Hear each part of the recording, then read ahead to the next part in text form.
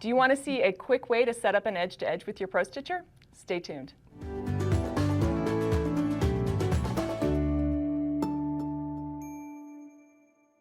Welcome to Handi Quilter Watch and Learn. I'm Kristina Whitney. And I'm Kim Sandberg. And today we are going to show you a quick way to set up an edge-to-edge so it will fit in your throat space. Exactly. Let's do it. Let's do it. So a question we often get is, how do I make sure that my edge-to-edge design is, I'm going to be able to quilt it out within my throat space? Well, one of the #1 ways you can do this is you set the design up first at the correct height, so it won't be any larger than what you can stitch, and then you make the design fill the space, crop it out, and then go ahead and stitch it out. So we're going to walk you through the steps of that. All right, Kristina? Excellent. What's the first thing that you're going to do before you even start setting up an edge-to-edge, though? So the very first thing you're going to do is you're going to remember to measure your quilt before you load it. And I forgot to measure my quilt before I loaded it. So I'm going to show you a little trick on doing something with that as we're doing this. So we have an extra little tip hidden in here for you guys. Because we're human. And yes. We screw things up once in a while. Absolutely. You know. Well, and I was, how many things was I getting ready for filming yesterday? Yeah. It just completely slipped my mind. So luckily we have a nice little function in Pro Stitcher that can help us out with that. So let's go ahead and first of all, I just want to take a look at the computer screen here, or the Pro Stitcher screen. So you'll notice that I have this black box on the screen. In Pro Stitcher Premium, this is my quilting space. The reason why I have this on here is we have a corresponding function in Lite. It's called frame space. And remember, if you're using Pro Stitcher Lite, every single step I show you here is exactly the same, except for this one thing. You need to be sure and set this up. This isn't optional for you. You need to set up your frame space, and it will be red on your screen. But I just wanted it to be here so that you would know, you'd feel comfortable with having something that was kind of the same. Yeah. Okay, so let's take a look at the quilt here. Let's just emphasize, though, with Pro Stitcher Premium, it's optional. You don't have to have this quilting space set up. You can just do it however you want. Exactly. It is a nice tool to use, though. I do like to quilt when I do edge to edge because it gives me accuracy whenever I advance. I know exactly if my design is going to fit in my throat space when I go to start stitching.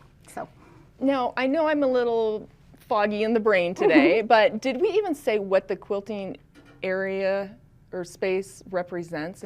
So it represents the frame space. It represents the space that you can actually quilt in. It's the space that you can physically move the machine around in. So I'm trying to think of any other ways to explain it. So if you're looking at your screen and your crosshairs are outside of that box, or I guess you can't really get your crosshairs outside of that box because that's where the machine can go to. Exactly. But if your design is outside of that box, that's your warning sign that you're going to be hitting your bars. Okay, so this is a visual cue for you to see where you can actually stitch. Exactly. Okay. And when you set up a full edge to edge that is the entire quilt, of course parts of the design are going to be outside of that frame space or quilting space. You just want to make sure that the row you are stitching is within that frame space or quilting space. So good clarification. Thanks, Excellent. Kristina. Okay, so let's take a look first at the quilt I've got here. This is a great quilt. It's a charity quilt that I had a friend, her name's Louise Mudd, drop off and ask me if we'd quilt it. And I was like, well, yes, we could use some quilts for filming. So we're going to quilt this for her today. As I mentioned, I did not measure this beforehand. So I'm going to use the measure tool. So what I do is I move the machine over here to the side, to the very far left-hand side of the quilt. I could do this on the right-hand side also. And then on the screen, I am going to touch my measure tool and turn it on. And then if you look here, next to the crosshairs, the minute I start moving the machine, I have this little box that pops up that shows the coordinates of where my needle is, and those are in inches. So I'm moving this over, and my X coordinate, I moved it clear over here to the right-hand side of the quilt. And did I say it right, Kristina? You right did. You got your rights and lefts correct. Yes. So the width of this quilt is 47.69 inches wide. Now, this quilt is square, so I know that I'll just set up knowing that the length of my quilt is 48 inches. It's the same.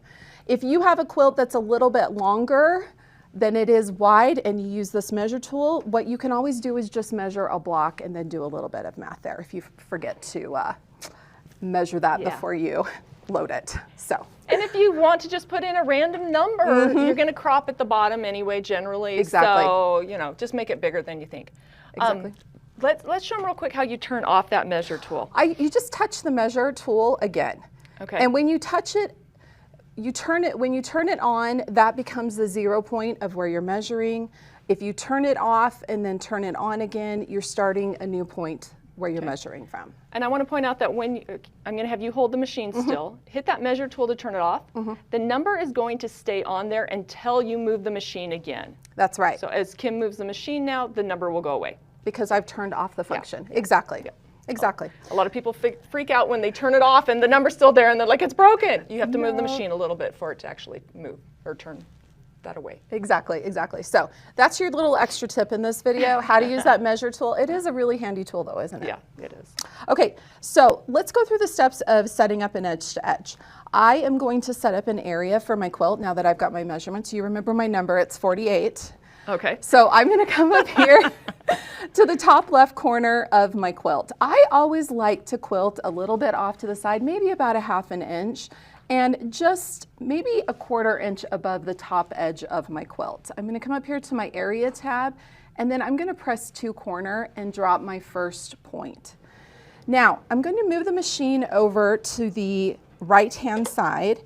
And once again, I'm going to go about a ½ an inch off the edge of the quilt, and I just have this pulled as close to me as I can get the machine. And I'll touch 2 corner again. I now have an area set up that is 48.4 inches wide and it's 14.62 inches tall here on the screen. What I want to do is change that height so that it is correct for the size of my quilt. Now I always like to make it just a little bit longer. That way if I didn't measure something correctly or whatever, I'm good. So I'll just tap in this height box right here and I'm going to type in 50. I'm going to add 2 inches and hit enter, and then I can touch my refresh button down here and you can see I have the area of my entire quilt here on the screen. I still have my quilting space, that black box. If you're using light, it would be red. It's your frame space. So now we're ready to set up my edge to edge. Now let's talk for a second about how I'm going to decide what size I want to make this design. Excellent. So I want to make sure that this design is going to be able to quilt within, I'm quilting on an Amara 20, so I have that 20-inch throat space. But can I actually quilt a 20-inch design in a 20-inch throat space? No. So what's the formula, Kristina? The throat space and the quilting space are a little bit different. Yeah. So just a general starting point. This is not an exact mathematical equation, but a starting point. Yes. Take the size of your machine, your throat size. So we're on an Amara 20, so 20 inches, and take away 6 inches. Yep. Okay. If you're doing a small baby quilt that's not going to have a lot of roll up, sometimes you can go a little bit bigger. Yep. If you're going to be doing a big quilt with like minky backing and fluffy batting, Yeah. you know, and you're going to have a lot of roll up by the time you get to the bottom of the quilt, you're going to be losing even more of that quilting space. So you're going to want to drop your height down. Yeah, because of build up here on the take-up pole. Yeah. Exactly. Yep. So can you show, like with your hands, where you physically, like, I'm going to be able to quilt from here to here initially. okay? But I know that I have to leave space here, just like you said. So we have to take away for that pole. Yep. So like Kristina was saying, if we do the math, it's about 14 inches would be the absolute largest design that I would set up. This is a relatively small quilt. It's only 50 inches long. I am using a very thin batting, so there's not going to be a lot of take up on it. So I think maybe we'll set the design up around 13 inches. Let's take a look at what design we pick. But what we're going to do is open the design. So we'll go to File, here on the screen, File, Design, Open. And I want to go to my Designs folder and open my Continuous Line folder. And there is a, isn't there like a Loops and Stars? Yeah, Star Edge to Edge. This one right here is the one I want to do because this quilt has some fun stars on it. This is also an edge to edge that quilts out very quickly because there's no backstitching or overstitching. Okay, so I've got my design loaded here, and we can see over here in the side that my design is roughly 10 inches by 10 inches. So I want to modify that. we'll go into the Modify tab, choose Resize, and I'm going to turn my lock on because I do want to hold that aspect so that my stars stay the shape that they are, all that good stuff. And in the box here, I'm going to tap and type in 13.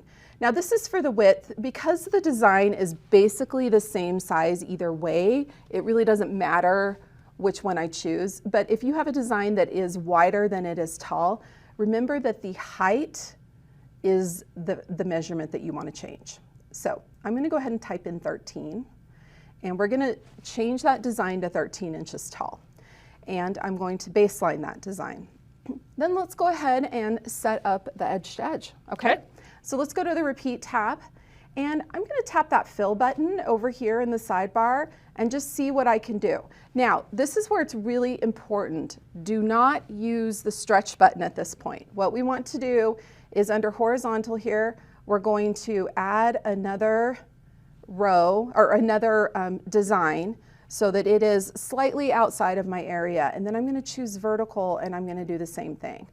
Now this is a perfect example because the edge to edge is just outside of my area. Yes. So can I ask you a quick question? Yeah, absolutely. I'm jumping back just a little bit, sorry. You said don't use the Stretch button. Okay, let's just clarify. For the way that we're setting it up today, yes, there are other ways that you can set it up. There's absolutely a bazillion ways you can set up your edge to edge. Yes. And some of them will require the Stretch button. Absolutely. For today, we are not using the Stretch button because we do not want to change the height of that design. Exactly. We want to keep it set at our 13-inch row. Yeah.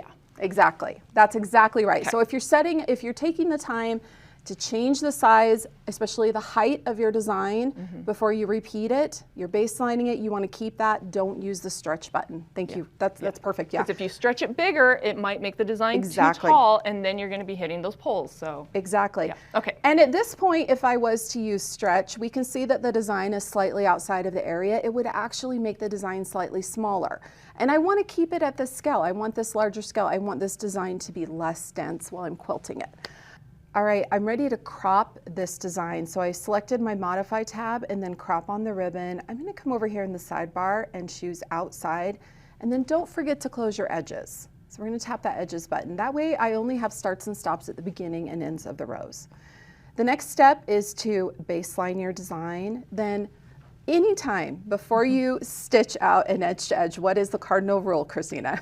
Save the design or the workspace. Exactly. So I'm going to go to File and Save. I like to save my designs under Workspace just because it's a little bit easier for me to find them, but you can absolutely do Selected. Just a warning though, if you do Selected, make sure you don't accidentally save over the top of the original design. So I'm going to tap Workspace.